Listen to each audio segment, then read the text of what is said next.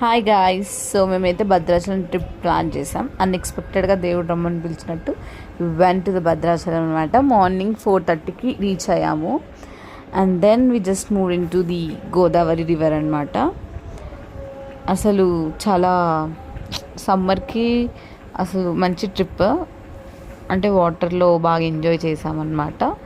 వాటర్లో స్నానం చేసి ఇంకా దీపాలు కూడా వదిలామన్నమాట గంగమ్మ తల్లికి. స్నానాలు చేసేసి అండ్ వాటర్ లెవెల్ అయితే చాలా తగ్గిపోయాయి. అంటే డ్యూ టు సమ్మర్ కాబట్టి, సమ్మర్ చాలా చాలా హాట్గా ఉంది.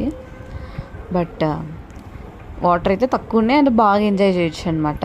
శాండ్ అయితే ఎంత స్మూత్గా ఉందంటే oh my god, just wow అనమాట. సో దీపాలు పెట్టేసిన తర్వాత, స్నానాలు చేసిన తర్వాత రెడీ అయిపోయామన్నమాట. రెడీ అయిపోయి దర్శనంకి అయితే బయలుదేరాం. దర్శనం 1/2 అవర్లో అయిపోయింది.